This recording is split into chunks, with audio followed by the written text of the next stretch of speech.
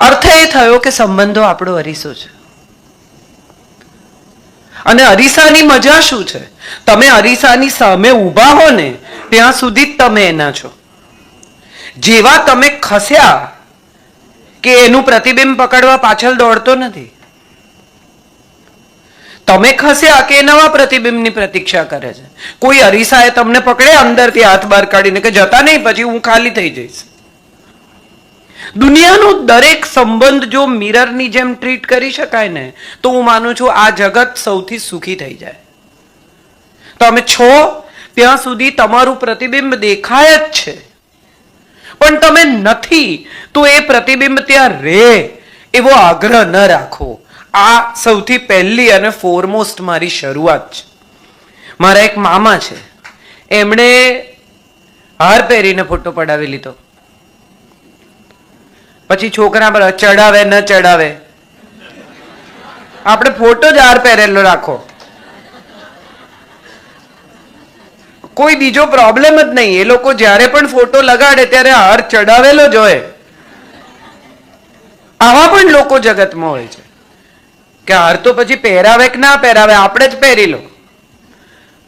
મજા એ છે જીવનની કે આપણી ઓળખાણ શું. અહીંથી પણ રાજનભાઈએ મારી ઓળખાણ આપી. શું આપી?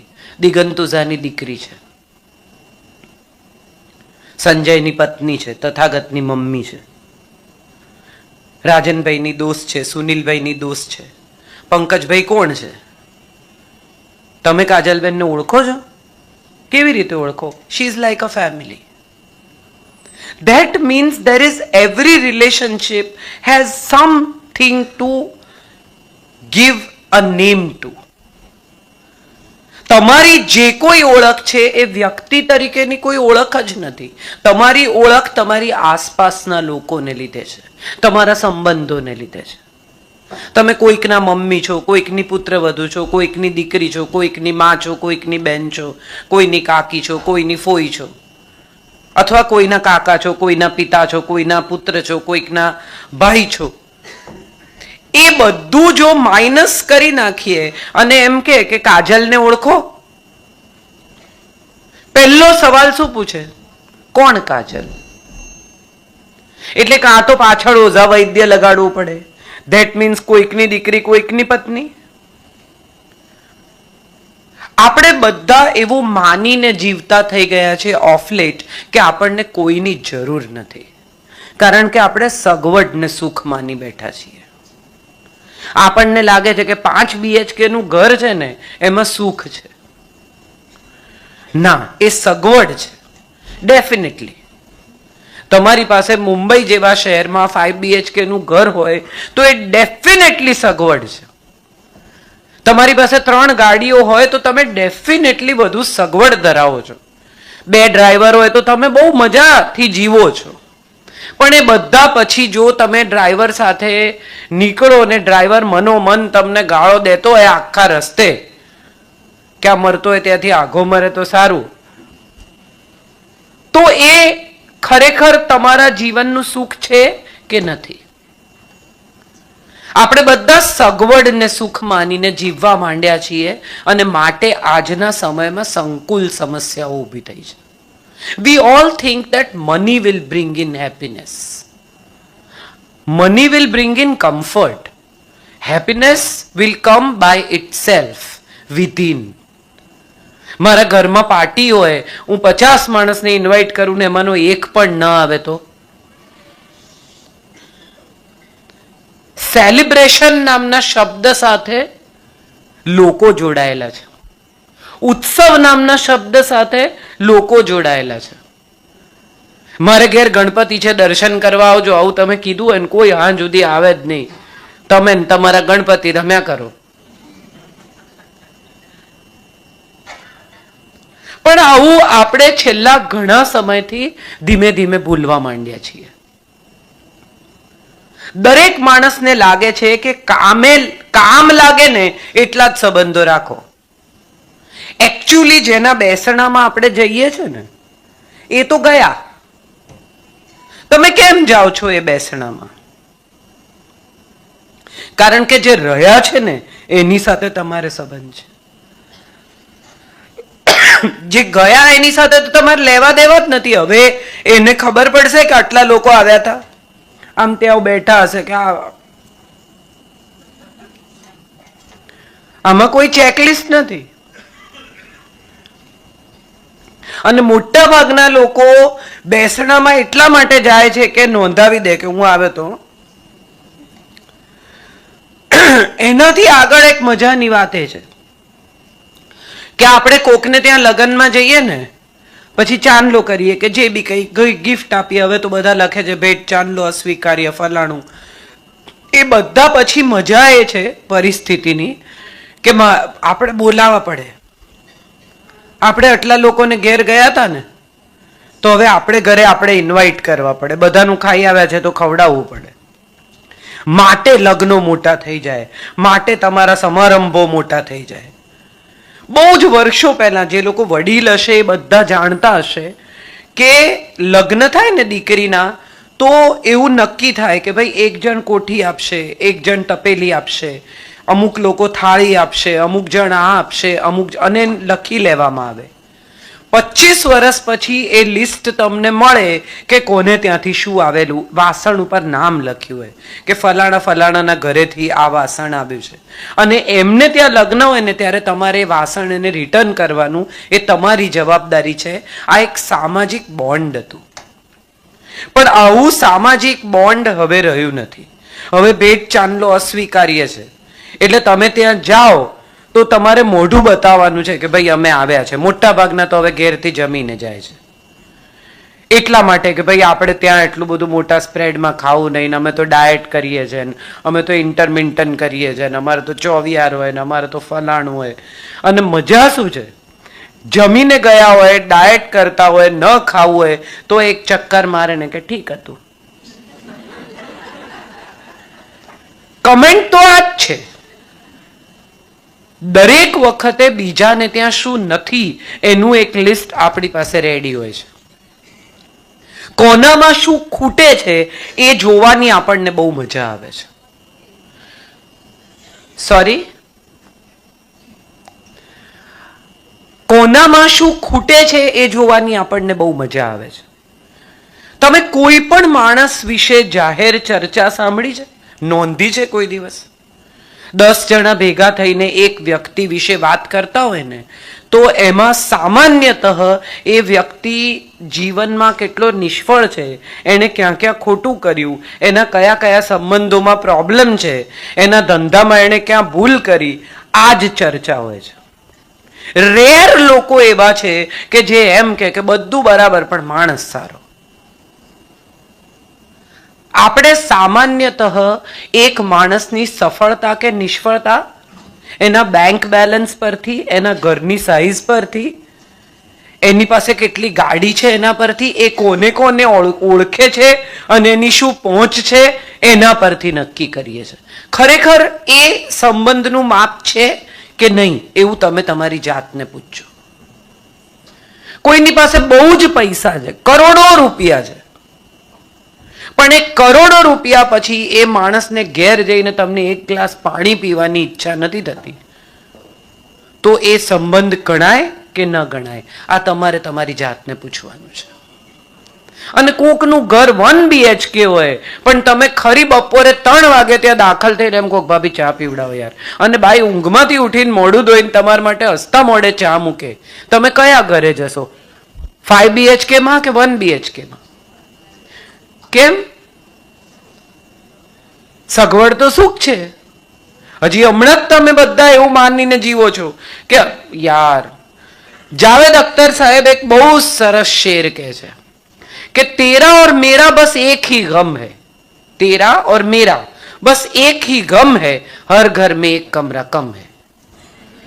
બધાને એમ છે કે એક રૂમ જો વધારાનો હોત ને તો ગેસ્ટ રૂમ બનાવી દેત, એક રૂમ જો વધારાનો હોત ને તો ઓફિસ કરી નાખત, એક રૂમ જો આમ હોત ને. અને એમાં જે આ કોવિડમાં વર્ક એટ હોમ થયું ને, ત્યારે બધાને સમજાઈ ગયું કે પરિવારથી અગત્યનું કોઈ છે નહીં. Family is the ultimate truth of life. What is family? F is for forgiveness. સૌથી પહેલું જો સાથે રહેવું હોય ને તો ક્ષમા કરતા શીખી જઈએ. યાદ રાખીને લિસ્ટ બનાવીને. શોભાડેનું એક પુસ્તક છે સર્વાઇવિંગ મેન.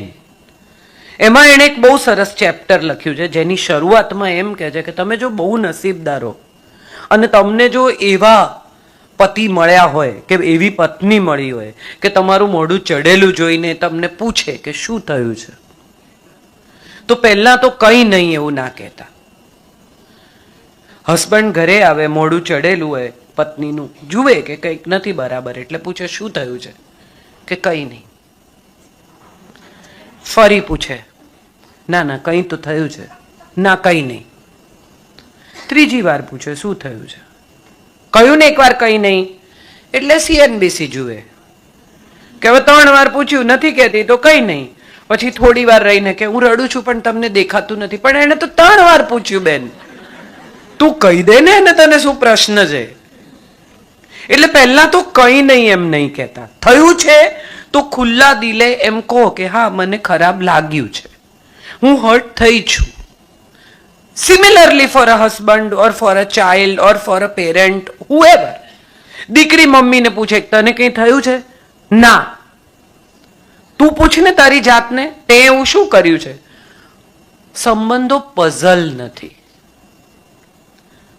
સંબંધો ક્રોસવર્ડ નથી કે આપણે સોલ્વ કરવા પડે ઊભી ચાવી ને આડી ચાવી. સરળ સાદી ભાષામાં સીધે સીધી વાત થઈ શકે ને તો જ સંબંધો ટકશે. મને ખરાબ લાગ્યું છે, મારી સાથે ફરીથી આવી રીતે વાત નહીં કરતા. આ સાદો હિસાબ છે. ગઈકાલે તમે તમારા મિત્રોની વચ્ચે જે મારી મજાક કરી એ મને નથી ગમ્યું, ફરી ન કરતા. મને જે કહેવું હોય હું એકલી હોઉં ત્યારે કહેજો. આ સાદો હિસાબ છે. અને ફોરગિવન્સ ઇઝ ઇનેવિટેબલ ઇન લાઈફ. માફ ન કરવું ને જૈનત્વ તો શીખવે છે ખમાવાનું, ક્ષમા માગવાનું. આમ આપણે મિચ્છામી દુક્કડમ બધા કહીએ, કાલે બધા કેટલાય ફોન થશે, લાખો કરોડો મેસેજીસ આવશે ને ફોન છલકાઈ જશે તમારો મિચ્છામી દુક્કડમથી. તમારે ડિલીટ કરવા પડે મેસેજીસ, એટલો તમારો ફોન હેંગ થઈ જાય ત્યાં સુધી લોકો મિચ્છામી દુક્કડમ કરે. અને તમારે ઘેર આવે ને તમે કોકના ઘેર જાઓ ને દેરાસરમાંથી નીકળતા ટોળું થઈ જાય. 3 દિવસ પછી, 4 દિવસ પછી, મહિના પછી હું એને માફ નહીં કરું, સીધો નહીં કરી નાખીશ. તો તમે શું બોલ્યા? હું એની શાન ઠેકાણે લાવી દઈશ, એની કરિયર પૂરી કરી નાખીશ. અને આ બધા વાક્યો બોલતી વખતે કોઈ દિવસ આપણે એવું ચેક કર્યું છે કે આ બધું આપણાથી થઈ શકે એમ છે? આર વી એકચ્યુઅલી કેપેબલ કે આપણે કોઈની કરિયર પૂરી કરી નાખીએ? એક સાધુ હતા, બહુ જ ભક્ત, એટલે જગતનું બહુ ભલું કર્યું ને ભક્તિ ખૂબ કરીને સેવા ખૂબ કરી ઈશ્વરની ને મંદિરમાં પૂજારી હતા અને પછી ગુજરી ગયા. And he was very sure કે મારે તો સ્વર્ગમાં જ જવાનું છે. એટલે સ્વર્ગના દરવાજે જઈને એણે બારણું ઠોક્યું. 1 વાર, 2 વાર, 3 વાર. આ રજનીશજીની વાર્તા છે. 3 વાર બારણું ઠોક્યું, 4 વાર બારણું ઠોક્યું. એક બારી ખુલી અને એક ફેસ બહાર આવ્યો. એના પર હજારો આંખો હતી. અને એણે બહાર કાઢીને પૂછ્યું કે શું છે? એટલે પેલાએ કહ્યું કે હું બહુ ભક્ત છું, મેં બહુ ઈશ્વરની સેવા કરી છે, હું સાધુ છું, મને સ્વર્ગમાં સ્થાન મળવું જોઈએ. એટલે પેલાએ કહ્યું એમ, ક્યાંથી આવો છો? એટલે પેલાએ કહ્યું પૃથ્વી પરથી. અને 1000 આંખો વાળા ચહેરાએ પૂછ્યું કે કઈ પૃથ્વી? કરોડો બ્રહ્માંડ છે, આખી આવડી મોટી ગેલેક્સી છે, એમાં કઈ પૃથ્વી પરથી આવો છો તમે? અહીંયા તો બધું લાંબુ લિસ્ટ છે લોકોનું, એવું મને ખબર ન પડે કઈ પૃથ્વી પરથી તમે આવો છો. મને આ વાત સાંભળીને એક વાત એવી સમજાઈ કે આપણે આપણા અસ્તિત્વને બહુ મોટું માનીએ છીએ.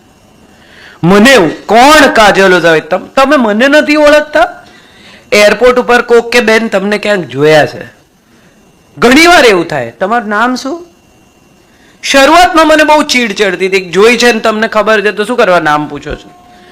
ગ્રેજ્યુઅલી આઈ રિયલાઇઝ કે એણે ક્યાંક જોઈ છે અને એમ કહે છે કે તમારું નામ શું, તો નમ્રતાથી મને નામ કહેવામાં શું પ્રોબ્લેમ છે? એટલે હું બહુ શાંતિથી કહું કે કાજલ. હા, મને ક્યારનું થતું હતું. This is a nice gesture of someone. Initially, I used to get irritated with it. Now I realize કે ના, આ પ્રેમ છે, એ એની રીતનો પ્રેમ છે. દુબઈ એરપોર્ટ પર ઘસઘસાટ હું સૂઈ ગયેલી, આખી રાત જાગીને આવેલી ને મને ઢંઢોળીને એક બેને ઉઠાડી કે મારે એક ફોટો પાડવો છે. મને આમ અંદરથી એમ થઈ ગયું કે હું ચડી જાઉં એમના ઉપર. પણ એક જ સેકન્ડમાં એમણે જે વાક્ય કહ્યું એ સાંભળીને મારી આંખ ભીની થઈ ગઈ કે બેન, તમે મને ક્યાં મળવાના, સોરી મેં તમને ઉઠાડ્યા. This is love. Now we have to understand કે આ કયા પ્રકારનો પ્રેમ છે. તમને ચીડ ચડી, ઓકે, એને માટે તો એ પ્રેમનું એક અભિવ્યક્તિ જ છે. સો એફ ઇઝ ફોર ફોરગિવન્સ. માફ કરતા શીખી આપણા પરિવારને. યાદ રાખવું. કેટલું તમે વિચાર કરો કે તમારા મગજમાં કેટલા લોકોનું એવું લિસ્ટ છે કે જેને તમે નથી છોડવાના. હું એને નહીં છોડું, એ છૂટી જ ગયેલા છે. એટલે હું તમને કહું છું, પ્રતિબિંબની જેમ સંબંધને પકડવા ન દોડો.